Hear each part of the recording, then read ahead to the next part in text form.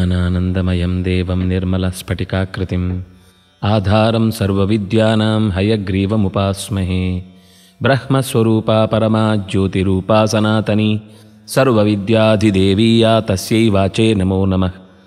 आसीनस्य शयानस्य तिष्ठतो व्रजतोऽपि वा रमस्वपुण्डरीकाक्षहृदये मम सर्वदा। सर्वगश्चैव सर्वात्मा सर्वावस्थासु चाच्युता रमस्वपुण्डरीकाक्ष नृसिंहहृदये मम। करावलम्बनं देहि श्रीकृष्णकमलेक्षण भवपङ्कार्णवे घोरे मज्जतो मम शाश्वत। त्राहि त्राहि जगन्नाथ वासुदेवाच्युताव्यय मां ಸಮುದ್ಧರ ಗೋವಿಂದ ಮೃತ್ಯು ಸಂಸಾರ ಸಾಗರಾತ್. ಜ್ಞಾನಗಮ್ಯವಾಹಿನಿಯ ಸಮಸ್ತ ಚಿಂತಕರಿಗೆ ಹೃತ್ಪೂರ್ವಕವಾದ ವಂದನೆಗಳು. ನಿತ್ಯದಲ್ಲಿ ನಾವು ಅನುಸಂಧಾನ ಮಾಡಬೇಕಾದ 4 ಸಾಲುಗಳನ್ನು ಆಚಾರ್ಯರು ಪುರಾಣದಿಂದ ಎತ್ತಿ ಕೃಷ್ಣಾಮೃತ ಮಹಾರ್ಣವದ ಸಂಗ್ರಹದಲ್ಲಿ ನಮ್ಮ ಮುಂದೆ ತೆರೆದಿಟ್ಟಿದ್ದಾರೆ. ಒಂದು ರೀತಿ ಆತ್ಮರಕ್ಷಾ ಕವಚ ಅಂತ ಹೇಳ್ಕೊಳ್ಬೋದು. ಇದು ಮಕ್ಕಳಿಂದ ಹಿಡಿದು ವಯಸ್ಸಾದವರ ತನಕ ಹೆಣ್ಣು ಗಂಡು ಭೇದ ಇಲ್ಲದೆ, ಲಿಂಗ ತಾರತಮ್ಯ ಯೋಚಿಸದೆ, ಜಾತಿಯ ಅಥವಾ ಮತಗಳ ಯಾವುದೇ ಚೌಕಟ್ಟಿಗೆ ಒಳಗಾಗದೆ ಮನುಷ್ಯ ಮಾತ್ರನಾದವನು ಆಲೋಚಿಸಬಹುದಾದ, ತನಗೆ ತೊಟ್ಟುಕೊಳ್ಳಬಹುದಾದ ಸುಂದರವಾದ ರಕ್ಷಾ ಕವಚ. ಅದರಲ್ಲಿ ಇರುವುದೇ 4 ಪದ್ಯ. ಕೊನೆಗೆ ಅದರ 3 ಪದ್ಯ ಅದರ ಭಾವವನ್ನು, ಅದರಲ್ಲಿ ಇರುವ ಮಹಿಮೆಯನ್ನು ಹೇಳುತ್ತೆ. ಆಸೀನಸ್ಯ ಶಯಾನಸ್ಯ ತಿಷ್ಠತೋ ವ್ರಜತೋಪಿ ವಾ ರಮಸ್ವ ಪುಂಡರೀಕಾಕ್ಷ ಹೃದಯೇ ಮಮ ಸರ್ವದಾ. ನಮ್ಮಲ್ಲಿ ಸಾಮಾನ್ಯವಾಗಿ ಇದು 4 ಪೋಶ್ಚರ್ನಲ್ಲಿ ನಾವಿರ್ತೇವೆ. ಒಂದೋ ಕೂತಿರ್ತೇವೆ, ಒಂದೋ ನಿಂತಿರ್ತೇವೆ, ಒಂದೋ ಮಲಗಿರ್ತೇವೆ, ಒಂದೋ ಓಡಾಡ್ತಾ ಇರ್ತೇವೆ. ಇದು ಬಿಟ್ಟರೆ ಬೇರೆ ಏನೇ ಮಾಡಿದರೂ ಇದರಲ್ಲೇ 4ರಲ್ಲಿ ಒಂದಾಗಿ ಅದು ಕಾಣಿಸಿಕೊಳ್ಳುತ್ತೆ. ಹಾಗಾಗಿ ಆಸೀನಸ್ಯ ಕುಳಿತಿರುವ ಸ್ಥಿತಿಯಲ್ಲಿ, ಶಯಾನಸ್ಯ ಮಲಗಿದ ಸ್ಥಿತಿಯಲ್ಲಿ, ಆಮೇಲೆ ತಿಷ್ಠತಃ ನಿಂತಿರುವ ಸ್ಥಿತಿಯಲ್ಲಿ, ವ್ರಜತಃ ಓಡಾಡುವ ಸ್ಥಿತಿಯಲ್ಲಿ. ಇದಿಷ್ಟೂ ಸ್ಥಿತಿಯಲ್ಲಿ ಹೇ ಪುಂಡರೀಕಾಕ್ಷ ಸರ್ವದಾ ಮಮ ಹೃದಯೇ ರಮಸ್ವ. ಯಾವಾಗಲೂ ನನ್ನ ಹೃದಯದಲ್ಲಿ ನೀನಿದ್ದಿ ಅನ್ನುವುದು ನನಗೆ ನೆನಪಾಗಲಿ. ನೀನಿದ್ದು ನನಗೆ ಅದರ ಭಾವವನ್ನು, ರಕ್ಷಣೆಯನ್ನು ನೀನು ಕೊಡ್ತಾ ಇರು ಅಂತ ಕೇಳುವಂತಹ ಮಾತು. ಆಸೀನ ಅಂದರೆ ನಿರಂತರ ಏನಾದರೂ ಕೂತಿದ್ದಾಗಲೂ ನಾವು, ಅಂದರೆ ಇದರ ಒಂದು ಭಾವ ಏನು ಅಂದರೆ, ನಾವು ಧ್ಯಾನ ಮಾಡುವುದಕ್ಕೆ ಒಂದು ಸಹಜವಾದ ಒಂದು ಪೋಶ್ಚರ್ ಇದೆ. ಆಸೀನ ಸಂಭವಾತ್ ಅಂತ ಒಂದು ಮಾತಿದೆ. ಕುಳಿತು ಧ್ಯಾನ ಮಾಡುವುದರಲ್ಲಿ ಅತ್ಯಂತ ಏರಿಕೆಯ ಲಕ್ಷಣ ಇದೆ, ಬೆಳವಣಿಗೆಯ ಶಿಕ್ಷಣ ಇದೆ. ಆದರೆ ಅಷ್ಟೇ ಅಲ್ಲದೆ ನಮ್ಮ ಪ್ರತಿಯೊಂದು ಚರ್ಯೆಯೂ ಧ್ಯಾನ ಆಗಬಹುದು. ಈಗೆಲ್ಲ ಹೊಸ ತಂತ್ರಜ್ಞಾನ ಅನ್ನುವ ಹಾಗೆ ನಾವು ಮಾಡರ್ನ್ ಆಗಿ ನಿಮಗೆ ಯೋಗ ಹೇಳಿಕೊಡ್ತೇವೆ ಅನ್ನುವ ಹಿನ್ನೆಲೆಯಲ್ಲಿ ಆ ಬಗೆ ಬಗೆಯ ಧ್ಯಾನಗಳನ್ನು ಹೇಳಿಕೊಡ್ತಾರೆ. ಅದೇನು ಹೊಸತೇನಲ್ಲ ಅನ್ನೋದಕ್ಕೆ ವೇದವ್ಯಾಸರು ಅತ್ಯಂತ ಸರಳವಾಗಿ ಈ ಮಾತು ಹೇಳಿದರು. ನೀನು ಕೂತು ಧ್ಯಾನಿಸಬಹುದು, ನಿಂತು ಧ್ಯಾನಿಸಬಹುದು, ಓಡಾಡ್ತಾನೂ ಧ್ಯಾನ ಮಾಡಬಹುದು, ಮಲಗಿಯೂ ಧ್ಯಾನ ಮಾಡಬಹುದು. ಧ್ಯಾನ ಮಾಡಲಿಕ್ಕೆ ಸಮಯವನ್ನು ಯಾರೂ ಕೂಡ ಇದೇ ಆಗಬೇಕು ಅಂತ ಹೇಳಲಿಲ್ಲ. ಸಿದ್ಧಿ ಆಗಬೇಕಾದ್ರೆ ಅಥವಾ ಒಂದು ಮಂತ್ರದಲ್ಲಿ ನಮಗೆ ಶ್ರದ್ಧೆ ಇದೆ ಅಂತ ತೋರಿಸಿ ಅದಕ್ಕೆ ಹೆಚ್ಚು ಒತ್ತು ಕೊಟ್ಟು ನಾವು ವ್ಯಸ್ತರಾಗಿಲ್ಲ, ಸಮಸ್ತವೂ ನಮ್ಮದು ಇಲ್ಲೇ ಇದೆ ಅನ್ನೋದನ್ನು ತಿಳಿಸ್ಲಿಕ್ಕೋಸ್ಕರ ಕೂತುಕೊಳ್ಳುವುದು ಶ್ರೇಷ್ಠ ಅಂತ ಹೇಳಿದರು ಹೊರತು ಉಳಿದದ್ದನ್ನು ಕನಿಷ್ಠ ಅಂತ ಹೇಳಲಿಲ್ಲ. ಆ ಹಿನ್ನೆಲೆಯಲ್ಲಿ ಸರ್ವದಾ ಮಮ ಹೃದಯ, ಯಾವಾಗಲೂ ನನ್ನ ಹೃದಯದ ಕಮಲದಲ್ಲಿ ನೆಲೆಸಿದ ನೀನು ನನ್ನನ್ನು ಪೋಷಿಸುವ ಕವಚವಾಗಿ ಇದ್ದಿ ಅಂತ ತಿಳಿದು ನನಗೆ ಸಂತೋಷ ಕೊಡು. ಆ ಸಂತೋಷದಿಂದ ನಿನ್ನ ಜೊತೆಗೆ ಇರುವ ಭಾವ ನನಗೆ ಜಾಗೃತವಾಗಿರುವಂತೆ ಮಾಡು ಅಂತ ಮೊದಲನೆಯ ಆ ಪದ್ಯದಲ್ಲಿ ಕೇಳಿದ್ರು. ಸರ್ವಗಶ್ಚೈವ ಸರ್ವಾತ್ಮ ಸರ್ವಾವಸ್ಥಾಸು ಚಾಚ್ಯುತ ರಮಸ್ವ ಪುಂಡರೀಕಾಕ್ಷ ನೃಸಿಂಹ ಹೃದಯೇ ಮಮ. ಸರ್ವಗಃ ಎಲ್ಲೆಡೆ ತುಂಬಿದವನು, ಎಲ್ಲೆಡೆ ಓಡಾಡುವವನು, ಎಲ್ಲ ವಿಷಯಗಳನ್ನು ತಿಳಿದವನು, ಎಲ್ಲದರ ಒಳಗೆ ಹೊಕ್ಕವನು. ಈ ಸರ್ವಗ ಅನ್ನುವ ಶಬ್ದ ಅದು ತಿಳಿದದ್ದೂ ಹೌದು, ವ್ಯಾಪಿಸಿದ್ದೂ ಹೌದು, ಅದರೊಳಗೆ ತುಂಬಿದ್ದೂ ಹೌದು, ಅದನ್ನು ನಿಯಮಿಸುವಂಥದ್ದು ಹೌದು, ಅದು ನಮಗೆ ತಿಳಿಯುವಂತೆ ಮಾಡುವುದೂ ಹೌದು. ಈ ರೀತಿಯಲ್ಲಿ ಭಗವಂತ ಅಷ್ಟೂ ವಸ್ತುಗಳ ಒಳಗೆ ತುಂಬಿ ಅಷ್ಟೂ ವಸ್ತುಗಳನ್ನು ಅದರದರ ಕಾರ್ಯದಲ್ಲಿ ತೊಡಗುವಂತೆ ಮಾಡುವಂತಹ ವಿಶಿಷ್ಟವಾದ ಶಕ್ತಿಯಾಗಿ ಭಗವಂತ ಸರ್ವಗ ಅನ್ನುವ ಶಬ್ದದಿಂದ ಇಲ್ಲಿ ಸ್ತುತನಾಗಿದ್ದಾನೆ. ಸರ್ವಾತ್ಮ, ಎಲ್ಲದರ ಸ್ವಾಮಿ. ಆತ್ಮ ಅಂದರೆ ಬಹಳ ಅರ್ಥಗಳಲ್ಲಿ ತೆರೆದುಕೊಳ್ಳುವಂತಹ ಮಾತು.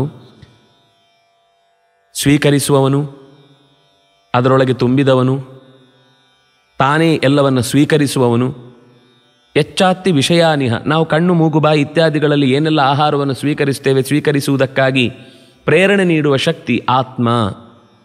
ಆದತ್ತೇ ಇತಿ ಆತ್ಮ, ಆಪ್ನೋತಿ ಇತಿ ಆತ್ಮ, ಅತ್ತೀತಿ ಆತ್ಮ. ಈ ಎಲ್ಲ ರೀತಿಯಲ್ಲೂ ಕೂಡ ಸರ್ವ ಆತ್ಮ ಎಲ್ಲವನ್ನೂ ತಾನೇ ಸ್ವೀಕರಿಸ್ತಾನೆ. ಆದರೆ ಅದರ ಫಲವನ್ನು, ಭೋಗದ ಸುಖವನ್ನು, ತೃಪ್ತಿಯ ಭಾವವನ್ನು ನಮಗೆ ಕೊಡ್ತಾನೆ. ಯಾಕೆಂದರೆ ಬೇಕಿರುವುದು ನಮಗೆ, ಅವನಿಗೆ ಅದರ ಅವಶ್ಯಕತೆಯೂ ಇಲ್ಲ. ಅವನು ಇಲ್ಲಿ ತನಕ ಅಂಥದ್ದನ್ನು ಪಡೆದು ನನಗೇನು ಹೊಸ್ತು ಸಿಕ್ಕಿತು ಅಂತ ಭಾವಿಸುವವನು ಅಲ್ಲ. ಅದನ್ನಾಗಿ ಸರ್ವಾತ್ಮ. ಸರ್ವ ಅವಸ್ಥಾಸುಚ ಅಚ್ಯುತ. ಅವಸ್ಥಾ, ಸಾಮಾನ್ಯ 3 ಅವಸ್ಥೆಗಳನ್ನು ನಮಗೆ ಗೊತ್ತಾಗುತ್ತೆ, ಗುರುತಿಸ್ತೇವೆ ನಾವು. ಒಂದು ನಿದ್ರಾವಸ್ಥಾ, ಒಂದು ಕನಸಿನ ಅವಸ್ಥೆ, 3ನೇದು ಎಚ್ಚರದ ಅವಸ್ಥೆ, ಸ್ವಪ್ನ ಸುಷುಪ್ತಿ ಜಾಗೃತ್ ಅಂತ. ಆ 3 ಅವಸ್ಥೆಗಳಲ್ಲಿ ಇದು ಬಿಟ್ಟರೆ ಬೇರೆ ಒಂದು ಅವಸ್ಥೆ ಇದೆಯಾ? ಇನ್ನೊಂದಿದೆ. ಇದು 3 ಒಟ್ಟಾದ ಒಂದು ಅವಸ್ಥೆ. ಇದು ನಮಗೆ ಗೊತ್ತಿಲ್ಲದೆ ಅವ್ಯವಸ್ಥೆ ಆಗುತ್ತೆ. ಇದು 3 ಒಟ್ಟಾಗುವುದು ಎಲ್ಲಿ ಅಂದರೆ ತುರೀಯ ಅನ್ನುವ 4ನೆಯ ಅವಸ್ಥೆ, ಅದು ಧ್ಯಾನ. ಧ್ಯಾನ ಒಂದು ರೀತಿ ಕನಸು ಹೌದು, ಧ್ಯಾನ ಒಂದು ರೀತಿ ಎಚ್ಚರವೂ ಹೌದು, ಧ್ಯಾನ ಒಂದು ರೀತಿ ಸುಷುಪ್ತಿಯೂ ಹೌದು. ಮತ್ತು ಸ್ವಲ್ಪ ಯೋಚನೆ ಮಾಡಿದರೆ ಅದು ಸುಷುಪ್ತಿಯೂ ಅಲ್ಲ, ಎಚ್ಚರವೂ ಅಲ್ಲ, ನಿದ್ದೆಯೂ ಅಲ್ಲ. ಈ ಹಿನ್ನೆಲೆಯಲ್ಲಿ ಅದಕ್ಕೊಂದು ವಿಶಿಷ್ಟವಾದ ಸ್ವರೂಪ ಇದೆ ಅನ್ನೋದಕ್ಕೋಸ್ಕರ ಅದನ್ನು ತುರೀಯ ಅಂದರು. ಬೇರೆ ಎಲ್ಲ ಅವಸ್ಥೆಗಳಿಗೆ ಒಂದು ನಾಮವನ್ನು ಕೊಟ್ಟಿದ್ದಾರೆ. ಅಂದರೆ ವಿಶ್ವ, ತೈಜಸ, ಪ್ರಾಜ್ಞ ಅನ್ನೋದನ್ನು ಎಚ್ಚರ, ಕನಸು, ನಿದ್ದೆ ಅನ್ನೋದಕ್ಕೆ ನಿಯಾಮಕ ಶಕ್ತಿಗಳನ್ನಾಗಿ ಹೇಳಿದ್ದಾರೆ. 4ನೇದಕ್ಕೆ ಹೆಸರು ಕೊಡಲಿಲ್ಲ, ತುರೀಯ ಅಂದರು. ತುರೀಯ ಅಂದರೆ 4ನೆಯದ್ದು ಅಂತಲೇ ಅರ್ಥ. ಯಾಕೆಂದರೆ ಅದಕ್ಕೆ ಗುರುತಿಸುವ ಶಕ್ತಿ ಧ್ಯಾನದಲ್ಲಿ ಹೋದವನಿಗೆ ಗೊತ್ತಾಗುತ್ತೆ ಹೊರತು ನಾವು ಹೊರಗಿನಿಂದ ನಿಂತು ಮಾತಾಡೋರಿಗೆ ಅದರ ಬಗ್ಗೆ ಏನೂ ತಿಳುವಳಿಕೆ ಇಲ್ಲ ಅನ್ನುವ ಕಾರಣಕ್ಕಾಗಿ. ಈ 4 ಅವಸ್ಥೆಯಲ್ಲಿ ಸರ್ವಾವಸ್ಥಾಸುಚ ಅಚ್ಯುತ, ಚ್ಯುತಿ ಇಲ್ಲದವನು ಅಂತ. ನಾವು ನಿದ್ದೆಗೆ ಹೋದಾಗ ಏನಾಯಿತು ಗೊತ್ತಾಗೋದಿಲ್ಲ, ಕನಸು ಬಿದ್ದಾಗ ಪಕ್ಕದಲ್ಲಿ ಅರ್ಥ ಆಗಲಿಲ್ಲ ಏನಾಯಿತು ಅಂತ. ಎಚ್ಚರ ಇದ್ದಾಗಲೂ ಕನಸು ಬೀಳ್ತಾ ಇರುತ್ತೆ, ಎಚ್ಚರ ಇದ್ದಾಗಲೂ ಹಿಂದೆ ಏನು ಅಂತ ಗೊತ್ತಾಗೋದಿಲ್ಲ. ಎಚ್ಚರ ಇದ್ರೂ ಎದುರುಗಡೆ ಅವ್ರು ಏನೇ ಹೇಳಿದ್ದು ಅಂತಲೇ ತಲೆಗೆ ಹೋಗೋದು, ಅಯ್ಯೋ ಅವರು ಹಾಗೆ ಹೇಳಿದ್ದ ಅಂತ ಮತ್ತೆ ಯೋಚಿಸುವ ಸ್ಥಿತಿ ಬರುತ್ತೆ. ಆದರೆ ಭಗವಂತ ಎಚ್ಚರ ತಪ್ಪುವವನಲ್ಲ. ಎಚ್ಚರದಲ್ಲೂ ಎಚ್ಚರ ಇರ್ತಾನೆ, ಕನಸಿನಲ್ಲೂ ಎಚ್ಚರ ಇರ್ತಾನೆ, ಸುಷುಪ್ತಿಯಲ್ಲೂ ಎಚ್ಚರ ಇರ್ತಾನೆ. ಕಾಮಂ ಕಾಮಂ ಪುರುಷೋ ನಿರ್ಮಮಾಣ ಏಷ ಸುಪ್ತೇಷು ಜಾಗರ್ತಿ. ಈ ಇಡೀ ಜಗತ್ತು ಮಲಗಿರುವಾಗ ಈತನೊಬ್ಬ ಎದ್ದಿರ್ತಾನೆ. ಇಡೀ ಜಗತ್ತು ತನ್ನ ಅವಸ್ಥೆಯಿಂದ ಜಾರಿ ಹೋದಾಗ ಇವನೊಬ್ಬ ಜಾಗ್ರತೆಯಲ್ಲಿರ್ತಾನೆ. ಅವನನ್ನೇ ಪುರುಷ ಅನ್ನುವ ಶಬ್ದದಿಂದ ಹೇಳುತ್ತೆ. ಸರ್ವ ಅವಸ್ಥಾಸುಚ ಅಚ್ಯುತ, ಚ್ಯುತಿ ಇಲ್ಲದವನು. ಧ್ಯಾನದ ಸ್ಥಿತಿಯಲ್ಲಂತೂ ಅವನದ್ದೇ ವೈಭವ, ಆರ್ಭಟ. ಅದರಿಂದಾಗಿ ಎಲ್ಲ ಅವಸ್ಥೆಯಲ್ಲೂ ನಮ್ಮ ಜೊತೆಗೆ ಹೇ ಪುಂಡರೀಕಾಕ್ಷ ರಮಸ್ವ. ಪುಂಡರೀಕಾಕ್ಷ ಅನ್ನುವ ಶಬ್ದ ಅತ್ಯಂತ ಸ್ವಾರಸ್ಯಕರ. ಅದು ನಾವು ಅತಿನೀಲ ಘನಶ್ಯಾಮಂ ನಳಿನಾಯತಲೋಚನಂ ಸ್ಮರಾಮಿ ಪುಂಡರೀಕಾಕ್ಷಂ ತೇನ ಸ್ನಾತೋ ಭವಾಮ್ಯಹಂ ಅಂತ ಬೆಳಗ್ಗೆ ಮೀಯುವ ಹೊತ್ತಿಗೆ ನೆನೆಯಬೇಕಾದ ಮಾತು. ನೆನೆಯುವಾಗ ನಮ್ಮ ನೆತ್ತಿಯಿಂದ ಶರೀರದ ಎಲ್ಲ ಭಾಗಗಳಿಗೂ ನೀರು ಸ್ರವಿಸಿ ಹೋಗುವಾಗ, ಜಾರಿ ಇಳಿಯುವಾಗ ಅದು ಭಗವಂತನದ್ದೇ ಪಾದದ ತುದಿಯಿಂದ ಇಳಿದು ಬಂದ ಅಮೃತದ ರಸಸೇಚನೆ ಅಂತ ಭಾವಿಸಿ ಅದರಲ್ಲಿ ಮಿಂದು ನನ್ನ ದೇಹದ ಒಳ ಹೊರಗಿನ ಎಲ್ಲ ಕೊಳೆಗಳನ್ನು ಕಳೆದುಕೊಳ್ಳುವ ಶಕ್ತಿಯಾಗಿ ನೀನು ನನ್ನಲ್ಲಿ ನಿಂತು ಮತ್ತೆ ಮುಂದಿನ ಕಾರ್ಯಕ್ಕಾಗಿ ಚೈತನ್ಯವನ್ನು ತುಂಬು ಅಂತ ಕೇಳುವ ಭಾವ. ಅದು ಪುಂಡರೀಕಾಕ್ಷನ ಸ್ಮರಣೆಯಿಂದ ಆಗುತ್ತೆ. ಅಲ್ಲಿ ಕೇಳುವುದು ಹಾಗೆ ನೋಡಿ. ರಮಸ್ವ ಪುಂಡರೀಕಾಕ್ಷ ಅಂತ ಈ ಶಬ್ದವನ್ನು ಇಲ್ಲಿ ಬಳಸಿದ್ದರ ಉದ್ದೇಶ, ಆ ಶ್ಲೋಕ ಅರ್ಥ ಆದರೆ ನಮ್ಗೆ ಇಲ್ಲಿ ಗೊತ್ತಾಗುತ್ತೆ. ಅತಿ ನೀಲ ಘನಶ್ಯಾಮಂ, ಮೋಡದ ತುಂಬಿದ ಗಿಡಿದ ಮೋಡ ಅಂತ ನಾವು ಹೇಳ್ತೇವಲ್ಲ, ಆ ರೀತಿ ತುಂಬಿದ ಮೋಡ ಅಂದರೆ ಅದು ಮುಟ್ಟಿದ್ರೆ ನೀರು ಸುರಿಬೇಕು ಅಂಥ ಮೋಡದ ಸ್ವರೂಪದಲ್ಲಿ ಕರುಣೆಯ ರಸವನ್ನು ಹೊತ್ತು ನಿಂತಹ ಸ್ವರೂಪ ಅವನದ್ದು. ನಳಿನಾಯತ ಲೋಚನಂ, ಸುರಿಸ್ಲಿಕ್ಕೆ ಅಗಲವಾದ ಕಂಗಳ ಕಮಲದಂಥ ಎಸಳಿನ ಶಕ್ತಿ ನಮ್ಮ ಮುಂದೆ ನಿಂತಿದೆ ನೋಡಿ. ಅದರ ಎಲೆ ಮೇಲೆ ಅಥವಾ ಅದರ ದಳದ ಮೇಲೆ ನೀರು ಹಾಕಿದರೆ ಸರ್ರಂತ ಇಳಿದು ಬರುತ್ತೆ. ಹಾಗೆಯೇ ಭಗವಂತನ ಕಣ್ಣಿನಲ್ಲಿ ನಮಗೋಸ್ಕರ ಆನಂದದ ಬಾಷ್ಪ, ನಮಗೋಸ್ಕರ ಕರುಣಾರಸದ ಸೇಚನೆ ಆಗುವುದಕ್ಕೆ, ಧಾರೆ ಇಳಿಯುವುದಕ್ಕೆ ಸಿದ್ಧವಾಗಿ ನಿಂತಿದೆ. ಅಂತಹ ಪುಂಡರೀಕಾಕ್ಷನನ್ನು ಮೀಯುವ ಹೊತ್ತಿಗೆ ನೆನೆದೆವು ಅಂತಾದರೆ ಮಿಂದಾಯಿತು ಅಂತ ಲೆಕ್ಕ. ನೆಪಕ್ಕಾಗಿ ನೀರು ಹಾಕೋದು. ಹಾಗಾಗಿ ನೀರು ನಮ್ಮ ಹೊರಗಿನ ಅನುಭವದ ಸೇಚನೆ ಹೊರತು ಒಳಗಿನಿಂದ ಧ್ಯಾನ ಮಾಡುವವನಿಗೆ ಈ ಹೊರಗಿನ ನೀರಿಲ್ಲದೇ ಇದ್ರೂ ಅವ್ರು ಮಿಂದಾಗುತ್ತೆ. ನಮಗೆ ಆ ಶಕ್ತಿ ಬರಲಿ ಅಂತ ಅಭ್ಯಾಸ ಮಾಡಲಿಕ್ಕೆ ನೀರು ಹೊರಗಿನಿಂದ ಹಾಕುವಾಗ ಇದನ್ನು ಹೇಳ್ಕೊಳ್ಳೋದು. ಆದರೆ ಒಂದು ಹಂತವನ್ನು ತಲುಪಿದ ಮೇಲೆ, ಆ ಸ್ಥಿತಿಯನ್ನು ಮುಟ್ಟಿದ ಮೇಲೆ ಅವನಿಗೆ ಆ ಪುಂಡರೀಕಾಕ್ಷನ ಸ್ಮರಣೆ ಆಯಿತು ಅಂದರೆ, ನಮಗೆ ಮೀಯುವುದು ಅಂದರೆ ಕೇವಲ ಮೈ ಒದ್ದೆ ಆಗುವುದು ಅಂತ. ಅವರ ಪ್ರಕಾರ ಮೀಯುವುದು ಅಂದರೆ ಒದ್ದೆ ಆಗುವುದು ಮಾತ್ರ ಅಲ್ಲ, ಅದು ಹೃದಯ ಒದ್ದೆ ಆಗಬೇಕು. ಒದ್ದೆ ಆಗಿ ಹೊರಗಿನ ಯಾವ ಸಂಗತಿಗಳು ನನ್ನೊಳಗೆ ಬರಲಾರು ಅಂತನ್ನುವ ತಡೆಗೋಡೆಯನ್ನು ನಿರ್ಮಿಸಿ ಅವನ ಅದ್ಭುತವಾದ ರೂಪ ಲಾವಣ್ಯಗಳನ್ನು ಹೃದಯದಲ್ಲಿ ಹೊತ್ತು ಅವನದೇ ಚಿಂತೆಯಲ್ಲಿ ಕರಗಿ ನೀರಾಗಬೇಕು, ಅವನ ಜೊತೆಗೆ ಒಂದಾಗಬೇಕು, ಅವನ ಜೊತೆಗೆ ಸೇರಿ ಹೋಗಬೇಕು. ಸಮುದ್ರಗಳಲ್ಲಿ ಹೇಗೆ ನದಿಗಳೆಲ್ಲ ಒಟ್ಟಾಗಿ ತಾವು ಬೇರೆಯಾಗಿದ್ದರೂ ಅವುಗಳ ಜೊತೆಗೆ ಒಂದಾಗಿ ಕಾಣದಂತೆ ಬೆರೆತು ಹೋಗುತ್ತೋ, ಹಾಗೆ ಭಗವಂತನಲ್ಲಿ ಬೆರೆತು ಹೋಗುವ ಗುಣ ಆ ಪುಂಡರೀಕಾಕ್ಷನ ಸ್ಮರಣೆಗೆ ಇದೆ. ಆ ಸ್ಮರಣೆಯನ್ನು ನಿತ್ಯದಲ್ಲಿ ನಾವು ಮಾಡಿಕೊಳ್ಬೇಕು ಅನ್ನೋದಕ್ಕೋಸ್ಕರ ರಮಸ್ವ ಪುಂಡರೀಕಾಕ್ಷ, ಏ ಪುಂಡರೀಕಾಕ್ಷ ನನ್ನೊಳಗೆ ರಮಿಸು. ಅವನು ರಮಿಸಿದರೆ ನಾವು ರಮಣಶೀಲರಾಗ್ತೇವೆ, ಅವನು ರಮಿಸಿದರೆ, ಅವನು ಪ್ರಸನ್ನನಾದರೆ ನಾವು ಪ್ರಸನ್ನರಾಗಿರ್ತೇವೆ. ಯಾವ ರೂಪದಿಂದ ಯಾವ ಸ್ಥಿತಿಯಲ್ಲಿ ನಾವು ದೇವರನ್ನು ಚಿಂತಿಸ್ತೇವೋ ಅದೇ ಸ್ಥಿತಿಯನ್ನು ನಾವು ಪ್ರತಿಫಲನಗೊಳಿಸ್ತೇವೆ. ಅವನು ನಗುತ್ತಾ ಇದ್ದಾನೆ ಅಂತ ಅನ್ನುವುದೇ ಬಿಂಬಕ್ರಿಯೆಯ ಇವಹಿ ಪ್ರತಿಬಿಂಬಕ್ರಿಯಾ. ಕನ್ನಡಿಯ ಎದುರು ಭಾಗದಲ್ಲಿ ಅಲ್ಲಿ ಚಲನೆ ಆಗಬೇಕಂದ್ರೆ ನಾನು ನಿಂತವನು ಅಲ್ಲಾಡಬೇಕು, ನಾನು ನಿಂತವನು ನಕ್ಕರೆ ಅದು ನಗತ್ತೆ, ನಾನು ಅತ್ತರೆ ಅದು ಅಳತ್ತೆ, ನಾನು ಕೂತ್ರೆ ಅದು ಕೂಡತ್ತೆ, ನಾನು ನಿಂತರೆ ಅದು ನಿಲ್ಲತ್ತೆ. ಅದರ ಅಭಿಪ್ರಾಯದಂತೆಯೇ ನಮ್ಮ ಬಿಂಬವೆನಿಸಿದ ಭಗವಂತನ ಒಳಗಿನ ಚಲನೆಯೇ ನಮ್ಮಲ್ಲಿ ಅಂತಹ ಚಲನೆಯನ್ನು ಹುಟ್ಟು ಹಾಕುವಂಥದ್ದು ಅನ್ನುವುದನ್ನು ಅಷ್ಟು ಚಂದದಲ್ಲಿ ನೀನು ರಮಸ್ವ, ಆಗ ನಾನು ಕೂಡ ರಮಿಸ್ತೇನೆ ಅನ್ನುವ ಭಾವವನ್ನು, ಅಂದರೆ ಇದು ಈ ಚಿಂತನೆ ನಿರಂತರ ಬಂದರೆ ನಮಗೆ ಬೇಸರದ ಪ್ರಸಂಗವೇ ಇಲ್ಲ ಅಲ್ವಾ. ಹೃದಯೇ ಮಮ ಸರ್ವದ, ಅದರ ಜೊತೆಗೆ ಒಂದು ಶಬ್ದ ಸೇರಿಸಿದ್ರು, ನೃಸಿಂಹ ಹೃದಯೇ ಮಮ. ಇಲ್ಲಿ ಒಂದು ಶಬ್ದವನ್ನು ಜೋಡಿಸಿದರು. ನೃಸಿಂಹ ಅನ್ನೋದು ನಮಗೆ ಅನುಭವಕ್ಕೆ ಬರುವ ತನಕ, ಬಿಂಬದ ಹೆಸರೇನು ಅಂತ ತಿಳಿಯುವ ತನಕ ಪ್ರತಿಯೊಬ್ಬರಿಗೂ ಬೇರೆಯದೇ ಆದ ಅವರವರಿಗೆ ಹೊಂದುವ ಒಂದು ವಿಚಿತ್ರವಾದ ಭಗವದಂಶ ಅಲ್ಲಿ ಇದೆ. ಆದರೆ ಅದು ಗೊತ್ತಾಗುವ ತನಕ ಉಪಾಸನೆಗೆ ಅವರು ಹೇಳಿದ್ದು ನೃಸಿಂಹ. ಕಂಬದಿಂದ ಉದಿಸಿ ಬಂದ ಅಲ್ವಾ, ಈ ಡಿಂಬದಿಂದ ಉದಿಸಿ ಬಂದ ಅನ್ನೋದನ್ನು ತಿಳಿಸ್ಲಿಕ್ಕೋಸ್ಕರ ಅದನ್ನೇ ಚಿಂತಿಸಿ ಅವರು ಹೇಳಿದರು ನೃಸಿಂಹ. ನಮ್ಮೊಳಗೆ ಕೆಲವು ಪಶುತ್ವವೂ ಇದೆ, ಮನುಷ್ಯತ್ವವೂ ಇದೆ. ಇದನ್ನು ಪ್ರಕಟಪಡಿಸುವುದಕ್ಕೋಸ್ಕರ ಆ ರೂಪದಿಂದಲೇ ನಮ್ಮೊಳಗೆ ನೆಲೆಸಿ ನರಸಿಂಹನಾಗಿ ನಮ್ಮ ವರ್ತನೆಗಳನ್ನು ಸರಿ ಮಾಡ್ತಾ ಹೋಗ್ತಾನೆ. ಆದರೆ ನೃಸಿಂಹನ ಚಿಂತನೆ ಸರಿಯಾಗಿ ಬಂತು ಅಂತಂದರೆ ನಮ್ಮ ಈ ವರ್ತನೆಗಳಲ್ಲಿರುವ ಅಮಾನುಷತೆ ಅಂತನ್ನುವುದು, ಒಂದು ರೀತಿಯ ಪ್ರಾಕೃತಿಕ ಪಶುತ್ವ ಅನ್ನೋದು ತನ್ನಿಂದ ತಾನೇ ಜಾರಿ ಹೋಗುತ್ತೆ. ಅದರಿಂದಾಗಿ ಆ ಸ್ಮರಣೆಯನ್ನು ನೃಸಿಂಹ ಅಂತ ಸ್ಮರಿಸಿ ನನ್ನಲ್ಲಿ ನೃಸಿಂಹನಾಗಿ ಲೋಕಕ್ಕೆ ಹಿತವನ್ನು ಬಯಸುವ ರೂಪ ಹೇಗೆ ನಿನ್ನಲ್ಲಿ ಪ್ರಹ್ಲಾದನ ಮೇಲೆ ಪ್ರಕಟಗೊಂಡಿತೋ ಹಾಗೆ ನನ್ನಲ್ಲೂ ಕೂಡ ಅಂಥದ್ದೇ ಸಾತ್ವಿಕತೆಯನ್ನು ಪ್ರಕಟಗೊಳಿಸುವ ಶಕ್ತಿಯಾಗಿ ನೀನಿರು.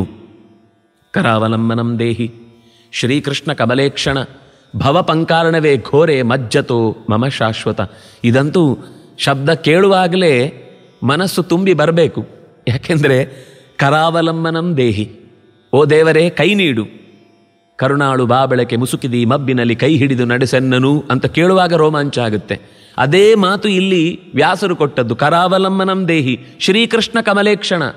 ಅಲ್ಲಿ ಅಷ್ಟೇ ಇದೆ, ಆದರೆ ಇಲ್ಲಿ ಅದಕ್ಕೆ ಕಾರಣ ಇದೆ. ನೀನು ಕೈ ಕೊಡಬೇಕು. ಯಾಕೆ ಅಂದರೆ ಅಲ್ಲಿ ಕೈ ಕೊಡು ಅಂತ ಕೇಳಿ ಕಣ್ಣಿರುವವನು ಅಂತ ಹೇಳ್ತಾರೆ. ಆ ಶಬ್ದವನ್ನು ಗಮನಿಸಿದರೆ ಕರಾವಲಂಬನಂ ದೇಹಿ ಶ್ರೀಕೃಷ್ಣ ಕಮಲೇಕ್ಷಣ, ಎರಡು ಶಬ್ದವು ಅತ್ಯಂತ ಸ್ವಾರಸ್ಯಕರವಾದದ್ದು. ಶ್ರೀಕೃಷ್ಣ ಅನ್ನುವ ಶಬ್ದವನ್ನು ಬಳಸಿದರು. ಕೃಷ್ಣ ಅಂದರೆ ಕರ್ಷತಿ, ಕೈ ಹಿಡಿದು ಕೆಲವರು ಕೆಳಗೆ ಜಗ್ಗುತ್ತಾರೆ, ಆದರೆ ಮೇಲೆ ಜಗ್ಗುವವರು ಬೇಕು ನನಗೆ. ಅದಕ್ಕೋಸ್ಕರ ಶ್ರೀಕೃಷ್ಣ ಉತ್ಕರ್ಷ, ನಿನ್ನಲ್ಲಿ ನಿನ್ನ ಕರ್ಷಣ ಶಕ್ತಿ ಮೇಲ್ಮುಖವಾದದ್ದು, ಆಕರ್ಷಣ ಶಕ್ತಿ ಭೂಮಿ ಇದ್ದು ಕೆಳಮುಖವಾದದ್ದು. ಅಲ್ಲಿ ಭೂಮಿಯಲ್ಲಿ ಇದ್ದದ್ದು ಅಂತ ಮಾತ್ರ ಅಲ್ಲ, ಭೂಮಿಯಲ್ಲಿ ಇರುವ ಎಲ್ಲರದ್ದು ಕೂಡ. ಅದರಿಂದ ಅದು ಕೆಳಮುಖವಾಗಿ ನಮ್ಮನ್ನು ಎಳೆಯುವ ಶಕ್ತಿ ಬೇಡ ನನಗೆ ಕೃಷ್ಣ, ನೀನು ಉತ್ಕರ್ಷಕ್ಕೆ ಕರ್ಕೊಂಡು ಹೋಗೋಣ. ಅದರಿಂದಾಗಿ ನನ್ನ ಕಡೆಗೆ ನೀನು ಕೈ ಚಾಚು, ನಾನು ಕೈ ಹಿಡಿದು ಮೇಲೆ ಬರಬೇಕು ಅಂತಿದ್ದೇನೆ. ಜೊತೆಗೆ ನಿನಗೇ ಸಾಧ್ಯ ಅಂತ ನಾನು ಯಾಕೆ ಅಷ್ಟು ಗಮನಹರಿಸಿ ಕರೀತಾ ಇದ್ದೇನೆ ಅಂತಂದರೆ ನೀನು ಕಮಲೇಕ್ಷಣ.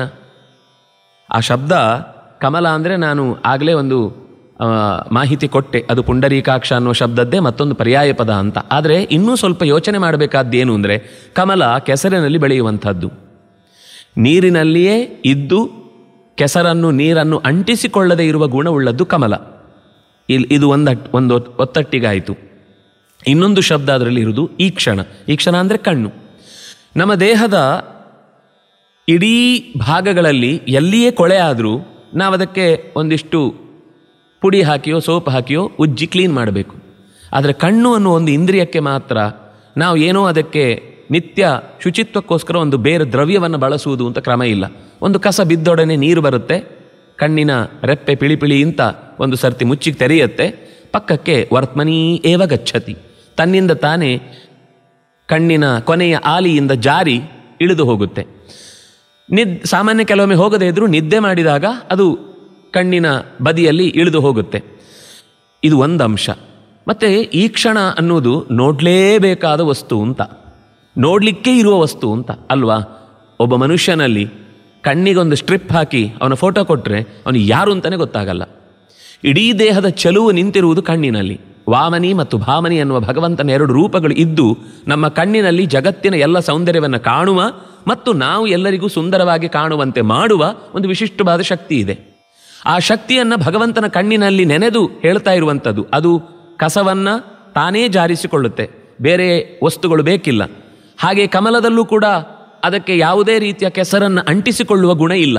ಹಾಗಾಗಿ ಕಣ್ಣು, ಇನ್ನೊಂದು ಕಡೆ ಕಮಲ, ಇದೆರಡನ್ನು ಜೋಡಿಸಿದರೆ ಇದಕ್ಕಿಂತ ಗುಣವಂತಿಕೆಯಿಂದ ಕೂಡಿದ ಯಾವ ಶಬ್ದದಿಂದ ದೇವರನ್ನು ಕರೀಬಹುದು ಹೇಳಿ?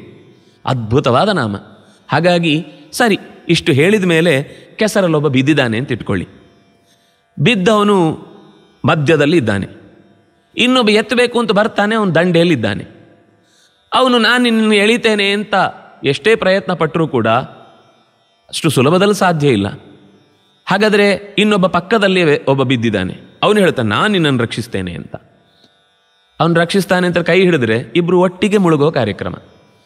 ಅವನು ಇವನನ್ನು ಹಿಡಿದು ಹಿಂದಕ್ಕೆ ಇಳಿತಾನೆ, ಅವನು ಇವನನ್ನು ಹಿಡಿದು ಕೆಳಕ್ಕೆ ತಬ್ಬುತ್ತಾನೆ. ಅದರಿಂದ ಏನಾಗುತ್ತೆ? ಇಬ್ಬರೂ ಮುಳುಗುವ ಕಾರ್ಯಕ್ರಮ. ಅದರಿಂದಾಗಿ ದಂಡೆಯಲ್ಲಿದ್ದವನನ್ನು ಕೇಳಿದರೆ ದೂರ ಇರ್ತಾನೆ. ಯಾಕೆ ದೂರ ಅಂತ ಮುಂದೆ ಶಬ್ದ ಹೇಳ್ತಾರೆ, ದುಃಖ ಸಂಸಾರ ಸಾಗರಾತ್. ಇದು ತೀರ ಕಾಣುವ ತೀರದ ಜಾಗ ಅಲ್ಲ. ಇದು ಸಂಸಾರ ಅನ್ನೋದು ಸಮುದ್ರ ಅಂದರು. ನದಿ ಹರಿದು ನಿಧಾನಕ್ಕೆ ಒಂದು ದಿವಸ ಅದರ ಪ್ರವಾಹ ಕಮ್ಮಿಯಾಗಿ ಬತ್ತಬಹುದು, ಸರೋವರ ಬತ್ತಿ ಹೋಗಬಹುದು, ಅಥವಾ ಇನ್ಯಾವುದೇ ನೀರಿನ ಸೆಲೆಗಳಾದರೂ ಕೂಡ ಸಮುದ್ರ ಬಿಟ್ಟು ಉಳಿದದ್ದೆಲ್ಲವೂ ಒಂದಲ್ಲ ಒಂದು ದಿವಸ ಬತ್ತಬಹುದು. ಈ ಸಂಸಾರ ಬತ್ತುವುದೇ ಇಲ್ಲ, ಅದಕ್ಕೋಸ್ಕರ ಸಮುದ್ರ ಅಂದರು. ಆ ಸಮುದ್ರದ ದಂಡೆಯು ನಮಗೆ ಸುಲಭದಲ್ಲಿ ಸಿಗುವಂತಹದ್ದಲ್ಲ. ಎಲ್ಲೋ ದೂರದಲ್ಲಿರೋನು ಇಲ್ಲಿ ತನಕ ನಮ್ಮನ್ನು ಬಂದು ಹೇಗೆ ಮುಳುಗಿದವನನ್ನು ಎದ್ದುತ್ತಾನೆ? ಹಾಗಾದರೆ ಸಮುದ್ರದ ಮಧ್ಯದಲ್ಲಿರೋನು ಬೇಕು ನಮಗೆ. ಅವನು ಸಮುದ್ರದ ಮಧ್ಯದಲ್ಲಿ ಇರಬೇಕು. ಆದರೆ ನಮ್ಮ ಹಾಗೆ ಸಮುದ್ರದ ಉಪ್ಪು ನೀರು ಕುಡಿದು ಅವನೇ ಬಾಯಾರಿ ಬಸವಳಿದು ಕರಗಿ ಕೊರಗಿ ನಲುಗುವ ಸ್ಥಿತಿಯಲ್ಲಿ ಇರಬಾರದು, ನಮ್ಮನ್ನು ಎತ್ತುವ ಸ್ಥಿತಿಯಲ್ಲಿ ಇರಬೇಕು. ಅದಕ್ಕೆ ಕಮಲೇಕ್ಷಣ ಅಂದರು. ಕಮಲೇಕ್ಷಣ ಅಂದರೆ ನೀರಿನಲ್ಲೇ ಇರುತ್ತೆ, ಕೆಸರಿನಲ್ಲೇ ಇರುತ್ತೆ. ಆದರೆ ಕೆಸರು ನೀರುಗಳನ್ನು ಅಂಟಿಸಿಕೊಳ್ಳದೆ ನಮ್ಮತ್ತ ದೃಷ್ಟಿಯನ್ನು ಬೀರುವುದಕ್ಕಾಗಿ ಅಗಲವಾದ ಕಂಗಳಿಂದ ಕರುಣೆಯ ರಸ ಆಯತಾಭ್ಯಾಂ ವಿಶಾಲಾಭ್ಯಾಂ ಶೀತಲಾಭ್ಯಾಂ ಕೃಪಾನಿಧೆ ಕರುಣಾರಸ ಪೂರ್ಣಾಭ್ಯಾಂ ಲೋಚನಾಭ್ಯಾಂ ವಿಲೋಕಯ. ಅದು ಕಣ್ಣು. ಆ ಕಣ್ಣಿನ ದೃಷ್ಟಿ ಬಿದ್ದರೆ ಸಾಕು, ಸ್ವಾಮಿ ನೀವೊಂದು ದೃಷ್ಟಿ ಹಾಕಿ ಸಾಕು ಅಂತ ಹೇಳ್ತೇವಲ್ಲ. ಇನ್ನು ದೇವರದ್ದಾದರೆ ಒಬ್ಬ ಸಾಮಾನ್ಯ ವ್ಯಕ್ತಿಯ ಬಗ್ಗೆನೇ ನಾವು ದೃಷ್ಟಿ ಹಾಕಿ ಅಂತಂದಾಗ ಜೀವನ ಉದ್ಧಾರ ಆಗುತ್ತೆ ಅಂತ ಭಾವಿಸುವಷ್ಟು ಆ ದೊಡ್ಡ ಮಾತು ಕೇವಲ ಅದು ಬಾಯಿ ಮಾತಲ್ಲದೆ ಅರ್ಥಪೂರ್ಣವಾದದ್ದು. ಇನ್ನು ಭಗವಂತನ ದೃಷ್ಟಿ ಬಿದ್ದರೆ ಸಂಸಾರದ ಸಮುದ್ರ ಅನ್ನೋದು ಒಂದು ಸಣ್ಣ ನಾಲೆ ಇದ್ದ ಹಾಗೆ, ಒಂದೇ ನಿಮಿಷದಲ್ಲಿ ಎತ್ತಿ ಮೇಲಕ್ಕೆ ಎತ್ತಿ ಹಾಕ್ಲಿಕ್ಕೆ ಅವನಿಗೆ ಸಾಮರ್ಥ್ಯ ಇದೆ ಅನ್ನೋದನ್ನು ತಿಳಿಸುವುದಕ್ಕೋಸ್ಕರ ಕಮಲೇಕ್ಷಣ ಅಂತಂದರು. ಹಾಗಾಗಿ ಕಮಲೇಕ್ಷಣ, ಕೈ ನೀಡು. ಸಂಸಾರದ ಮಧ್ಯದಲ್ಲೇ ನೀನಿದ್ದು ಈ ಸಂಸಾರದಲ್ಲಿ ಒದಗುವಂತಹ ಯಾವುದೇ ಕಷ್ಟಕೋಟರೆಗಳು ನಿನ್ನನ್ನು ಬಾಧಿಸದೆ ಅನಾಯಾಸವಾಗಿ ನಮ್ಮನ್ನು ಆ ಬಾಧೆಯಿಂದ ಹೊರಕ್ಕೆ ಎತ್ತುವಂತಹ ಶಕ್ತಿ ನಿನಗಿದೆ ಅನ್ನುವ ಕಾರಣಕ್ಕಾಗಿ ಹೇ ಕಮಲೇಕ್ಷಣ ಅಂತ ಕರೀತಾ ಇದ್ದೇನೆ. ಅದನ್ನು ಮತ್ತೆ ಸ್ಪಷ್ಟಪಡಿಸಿದ್ರು. ಭವಪಂಕಾರ್ಣವೇ. ಭವ ಪಂಕ ಅರ್ಣವ. ಭವ ಅಂದರೆ ಸಂಸಾರ, ಅರ್ಣವ ಅಂದರೆ ಸಮುದ್ರ. ಅದು ಹೇಗಿದೆ ಅಂದರೆ ಪಂಕ ಅಂದರೆ ಕೆಸರು. ಭವವೆಂಬ ಕೆಸರಿನ ಸಮುದ್ರದಲ್ಲಿ ಕಡಲಿನಲ್ಲಿ ನಾನು ಮುಳುಗಿ ಒದ್ದಾಡ್ತಾ ಇದ್ದೇನೆ. ಮಜ್ಜತಃ ಮುಳುಗಿ ಮುಳುಗಿ ಹೋಗ್ತಾ ಇದ್ದೇನೆ. ಒಂದು ಕಾಲನ್ನು ನೀಡಿ ಇನ್ನೊಂದು ಕಾಲನ್ನು ಎತ್ತಲಿಕ್ಕಾಗಬೇಕಾದ್ರೆ ಮೊದಲು ಈ ಕಾಲು ಎತ್ತಬೇಕಲ್ಲ, ಆಗೋದಿಲ್ಲ.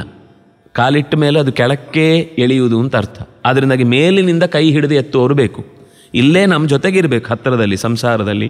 ಆದರೆ ಅವರು ಈ ಕೆಸರಿನಲ್ಲಿ ಮುಳುಗೋರು ಆಗಬಾರ್ದು, ಅವರಿಗೆ ಈ ಕೆಸರು ಅಂಟಿಕೊಳ್ಳುವಂಥದ್ದಾಗಬಾರ್ದು. ಈ ಸತ್ವರಜಸ್ಸು ತಮಸ್ಸು ಅನ್ನುವ ಕೆಸರಿದೆಯಲ್ವಾ, ಇದು ಅವನಿಗೆ ಯಾವತ್ತೂ ಅಂಟುವುದಿಲ್ಲ. ನಮಾಂ ಕರ್ಮಾಣಿ ಲಿಂಪಂತಿ ನಮೇ ಕರ್ಮ ಫಲೇ ಸ್ಪೃಹ ಇತಿ ಮಾಂ ಯೋಭಿಜಾನಾತಿ ಕರ್ಮಭಿರ್ನ ಸಬದ್ಧತೆ. ಕರ್ಮದ ಕೆಸರನ್ನು ಅಂಟಿಸಿಕೊಳ್ಳದ ಓ ಭಗವಂತನೇ, ಅದು ಆ ರೀತಿ ಅರ್ಥ. ಕಮಲೇಕ್ಷಣ ಅಂದರೆ ಕರ್ಮದ ಕೆಸರನ್ನು ಅಂಟಿಸಿಕೊಳ್ಳದ ಓ ದೇವನೇ ನನ್ನನ್ನು ಮೇಲಕ್ಕೆತ್ತು. ಯಾಕೆಂದರೆ ಇದು ಅಂಟು, ಕರ್ಮದ ಅಂಟು ಈ ಸಂಸಾರದಲ್ಲಿ ಮತ್ತೆ ಮತ್ತೆ ಕೆಳಕ್ಕೆ ಎಳೀತಾ ಇರುತ್ತೆ, ಮತ್ತೆ ಮುಳುಗಿಸ್ತಾ ಇರುತ್ತೆ. ತ್ರಿದಿವ ನಿರಯ ಭೂ ಅನ್ನುವ 3 ಚಕ್ರದಲ್ಲಿ, ಒಂದು ಸ್ವರ್ಗ, ಒಂದು ನರಕ, ಒಂದು ಭೂಮಿ ಅನ್ನುವ ಚಕ್ರದಲ್ಲಿ ನನ್ನನ್ನು ಮುಳುಗಿಸ್ತಾ ಇದೆ. ಅಲ್ಲ, ಈಗ ನಿನ್ನ ಅಧಿಕಾರ ನಡೀತಾ ಇದೆ, ಇನ್ನು ಕೆಲ ದಿವಸ ಆದಮೇಲೆ ನೆಕ್ಸ್ಟ್ ಯಾರು ಬರ್ತಾರೆ ಅಂತ ಕೇಳಲಿಕ್ಕಿಲ್ಲ, ಶಾಶ್ವತ ಅಂದರು. ಯಾವಾಗಲೂ ನೀನೇ ಇರ್ತಿ, ಎಷ್ಟು ಜನ್ಮದಲ್ಲಿ ಬಂದರೂ ನೀನೇ ಬೇಕು. ಎಷ್ಟು ಜನ್ಮದಲ್ಲಿಯೂ ಕೂಡ ನೀನಲ್ಲದೆ ಪೊರೆವ ಇನ್ನೊಬ್ಬರನ್ನು ನಾನರಿಯೇ ಅನ್ನುವುದನ್ನೇ ಶಶ್ವದೇಕ ಪ್ರಕಾರ. ಒಂದೇ ರೀತಿ ನಿನ್ನ ನಿಲುವು ಆ ಸರ್ಕಾರ ಬಂದಾಗ ಹೀಗೆ, ಈ ಸರ್ಕಾರ ಬಂದಾಗ ಹಾಗೆ ಅನ್ನುವ ವ್ಯತ್ಯಾಸ ಇಲ್ಲ. ಆದ್ದರಿಂದಾಗಿ ನಿನ್ನ ಭಕ್ತರನ್ನು ಉದ್ಧರಿಸುವ ನಿಲುವನ್ನು ನಂಬಿದ್ದೇನೆ. ಆದ್ದರಿಂದಾಗಿ ಓ ಶಾಶ್ವತ ನೀನೇ ಕರಾವಲಂಬನಂ ದೇಹಿ.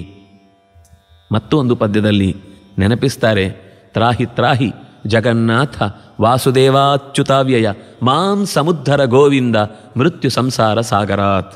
ತ್ರಾಹಿ ತ್ರಾಹಿ ಅಂತ ಮತ್ತೆ ಮತ್ತೆ ಕೇಳುವ ಉದ್ದೇಶ ಏನು ಅಂದರೆ, ಅದರಲ್ಲೊಂದು ಭರವಸೆ, ರಕ್ಷಣೆ ಮಾಡು ಅಂತ ಮತ್ತೆ ಮತ್ತೆ ಕೇಳುವುದರಲ್ಲಿ ನಿನ್ನನ್ನು ಹೊರತು ಇನ್ನಾರನ್ನೂ ನಂಬಿಲ್ಲ ಅಂತ. ಅದಕ್ಕೆ ಶಬ್ದ ನೋಡಿ, ತ್ರಾಹಿ ತ್ರಾಹಿ ಆದಮೇಲೆ ಜಗನ್ನಾಥ ಅಂದರು. ಇಡೀ ಜಗತ್ತಿಗೆ ಒಡೆಯ. ಆದ್ದರಿಂದಾಗಿ ನಿನ್ನನ್ನಲ್ಲದೆ ಇನ್ಯಾರನ್ನಪ್ಪ ಕೇಳಬೇಕು ನಾನು? ನೀನಲ್ಲದೆ ಒಡೆಯ ನಾಥ. ಇಡೀ ಜಗತ್ತನ್ನೇ ಚಲಿಸುವಂತಹ ಪ್ರತಿಯೊಂದು ಜೀವಿಗಳನ್ನು ಕೂಡ ಈ ಸಂಸಾರದ ಚಕ್ರದಲ್ಲಿ ಓಡಾಡಿಸೋನು. ಜಗತ್ತಂದರೆ ಜಂಗಮ್ಯತೆ, ನಿರಂತರ ಚಲನಶೀಲ ಅಂತ ಅರ್ಥ. ಚಲನಶೀಲವಾದ ಪ್ರತಿಯೊಂದು ಜೀವಿಗಳನ್ನೂ ಕೂಡ ನಾಥನಾಗಿ ಕಾಯುವವನು ನೀನು. ಇದೊಂದೇ ಕಾರಣದಿಂದ ನಿನ್ನನ್ನು ತ್ರಾಹಿ ಅಂತ ಕೇಳ್ತಾ ಇಲ್ಲ. ವಾಸುದೇವ ಅಚ್ಯುತ ಅವ್ಯಯ, ಆದ್ದರಿಂದ ತ್ರಾಹಿ. ವಾಸುದೇವ ಅಂದರೆ ಮೋಕ್ಷರೂಪ ನೀನೇ ಕೊಡುವವನು, ಮೋಕ್ಷದ ಹೆದ್ದೈವ ನೀನೆ. ವಾಸುದೇವ ಅಂದರೆ ಮೋಕ್ಷಕ್ಕೆ ಕಾರಣವಾದ ರೂಪ. ಆದ್ದರಿಂದಾಗಿ ನಿನ್ನನ್ನು ತ್ರಾಹಿ ಅಂತ ಕೇಳುದು. ಉಳಿದವರನ್ನೆಲ್ಲ ಕೇಳಿದರೆ ಅಂತವತ್ತು ಫಲಂತೇಷಾಂ ತದ್ಭವತ್ಯಲ್ಪಚೇತಸಾಂ. ಈ ಉಳಿದವರನ್ನು ಯಾರನ್ನೇ ಕೇಳಿದ್ರು ಅವರ ಸ್ಥಾನಕ್ಕೆ ಅಂತ್ಯ ಇದೆ. ಆದ್ದರಿಂದಾಗಿ ಅವರು ಕೊಡುವ ಫಲಕ್ಕೂ ಅಂತ್ಯ ಬರುತ್ತೆ. ಆದರೆ ನಚ ಪುನರಾವರ್ತತೆ ಮತ್ತೆ ಮರಳಿ ಬಾರದ ಊರಿಗೆ ತೆರಳುವ ಆಸೆಯಿಂದ ನಾನು ನಿನ್ನನ್ನಲ್ಲದೆ ಇನ್ನಾರನ್ನ ಕೇಳಲಿ ಹೇಳು. ತ್ರಾಹಿ ಓ ವಾಸುದೇವ. ಅಚ್ಯುತ, ನೀನು ಮಿಸ್ಟೇಕ್ ಮಾಡೋದಿಲ್ಲ. ಚ್ಯುತಿ ಇರುವವನು ಏನೇನೋ ಎಡವಟ್ಟು ಮಾಡಿ ಕೊನೆಗೆ ಅಯ್ಯೋ ನನ್ನ ಉದ್ದೇಶ ಅದಿರಲಿಲ್ಲ ಅಂತ ಆಮೇಲೆ ಹೇಳುವುದಿರುತ್ತೆ. ಆದರೆ ನಿನ್ನಲ್ಲಿ ತಪ್ಪಿಯೂ ಕೂಡ ಚ್ಯುತಿ ಇಲ್ಲ. ಅದರಿಂದಾಗಿ ನಿನ್ನಲ್ಲೇ ನಂಬಿಕೆ ನನಗೆ, ನೀನೇ ತ್ರಾಹಿ ಅಂತ ಕೇಳುವಂಥದ್ದು. ವಾಸುದೇವ ಅಚ್ಯುತ ಅವ್ಯಯ. ಅವ್ಯಯ ಅಂದರೆ ನಮ್ಮ ಆಯವ್ಯಯಗಳನ್ನು ಚೆನ್ನಾಗಿ ಬಲ್ಲವ. ವ್ಯಯ ಅಂದರೆ ಕೊರತೆ, ಕಾಲದ ಕೊರತೆ, ದೇಶದ ಕೊರತೆ, ಗುಣದ ಕೊರತೆ ಇತ್ಯಾದಿಗಳು ಉಳಿದವರಲ್ಲಿದೆ. ನಿನ್ನಲ್ಲಿ ಆ ಕೊರತೆ ಇಲ್ಲ.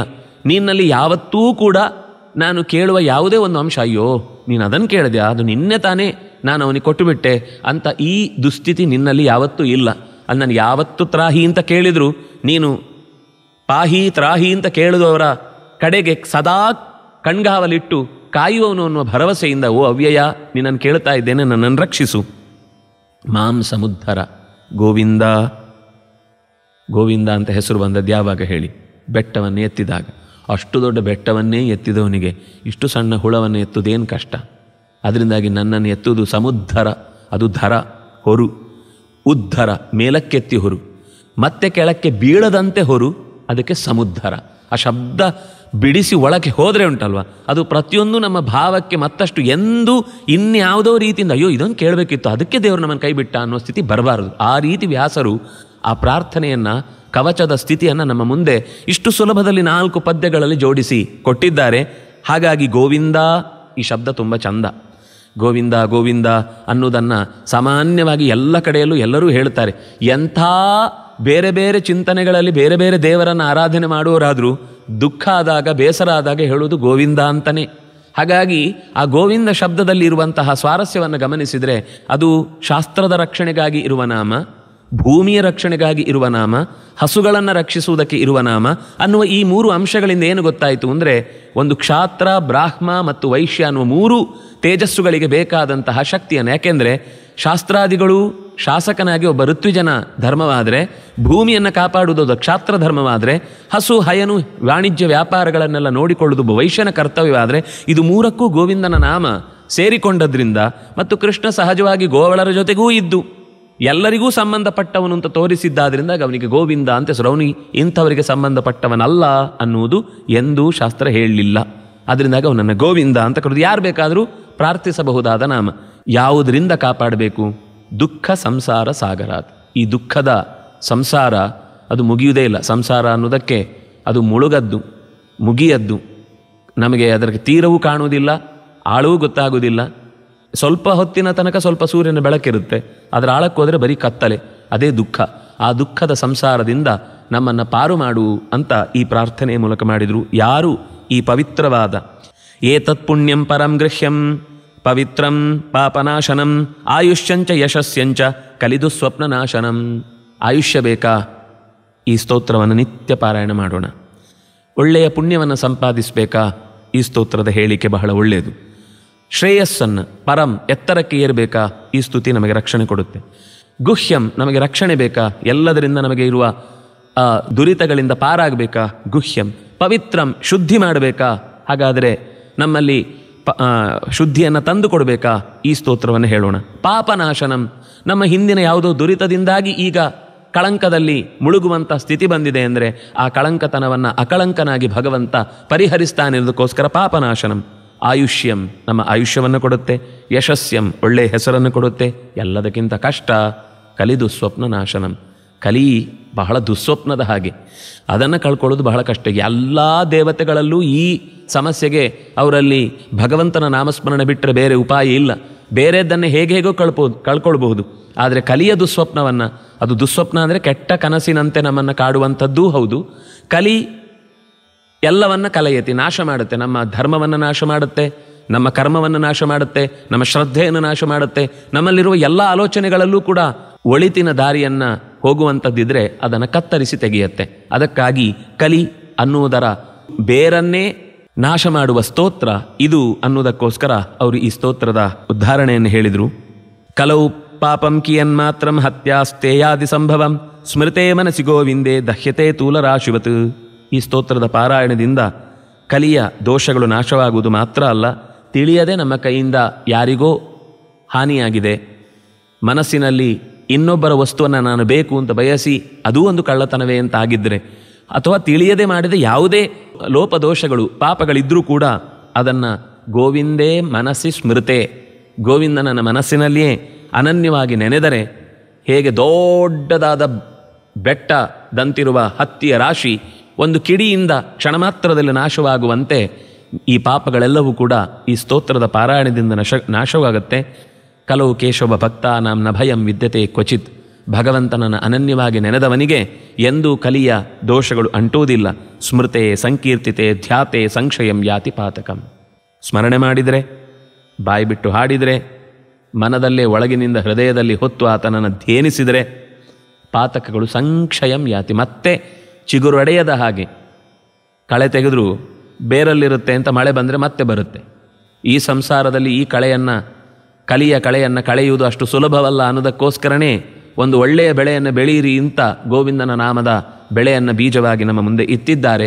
ಆ ಬೀಜವನ್ನು ಬೆಳೆದು ನಮ್ಮಲ್ಲಿರುವ ಎಲ್ಲ ಲೋಪದೋಷಗಳನ್ನು ಕಳೆದುಕೊಂಡು ಉತ್ತಮವಾದ ಬದುಕನ್ನು ಸಂಧಾನ ಮಾಡಲಿಕ್ಕೆ, ಭಾರತೀಯ ಪ್ರಜೆಗಳಾಗಿ ಒಳ್ಳೆಯ ಜೀವನವನ್ನು ನಡೆಸಲಿಕ್ಕೆ, ಕಷ್ಟ ಕಾರ್ಪಣ್ಯಗಳೆಲ್ಲ ಬಂದಾಗಲೂ ಬಂದದ್ದೆಲ್ಲ ಬರಲಿ ಗೋವಿಂದನ ದಯೆಯೊಂದಿರಲಿ ಅಂತ ಎದುರಿಸುವ ದೃಢತೆಯನ್ನು ಸಂಪಾದಿಸುವುದಕ್ಕಾಗಿ ಈ ಆತ್ಮರಕ್ಷಾ ಕವಚವನ್ನು ಸ್ತುತಿಸೋಣ, ಪ್ರಾರ್ಥಿಸೋಣ. ಆ ಮೂಲಕ ನಮ್ಮ ಮಕ್ಕಳಿಗೂ ಇದು ನಿತ್ಯ ಹೇಳಿಕೊಟ್ಟರೆ ಬದುಕಿನುದ್ದಕ್ಕೂ ಅವರು ಸುಖವಾಗಿರಲಿಕ್ಕೆ ಸಾಧ್ಯವಾಗುತ್ತೆ.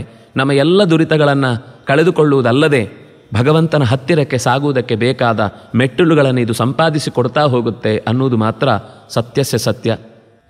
ಈ ಚಿಂತನೆಯನ್ನು ನಮ್ಮ ಸಮಾಜದ ಮಧ್ಯದಲ್ಲಿ ಬಿತ್ತಿ ಬೆಳೆದು ಅದು ಹೆಮ್ಮರವಾಗುವಂತೆ ಅದಕ್ಕೆ ಬೇಕಿರುವ ಪೋಷಕಾಂಶಗಳನ್ನು ಪ್ರಾಯೋಜಕತ್ವದ ಮೂಲಕ ನೆರವೇರಿಸಿಕೊಟ್ಟಂತಹ ಡಾಕ್ಟರ್ ದೀಪಕ್ ಮತ್ತು ಅವರ ಸಮಸ್ತ ಕುಟುಂಬಸ್ಥರಿಗೂ ಎಲ್ಲರಿಗೂ ಹೃತ್ಪೂರ್ವಕವಾದ ಕೃತಜ್ಞತೆಗಳನ್ನು ಸಮರ್ಪಿಸ್ತಾ ನಮಸ್ಕಾರ.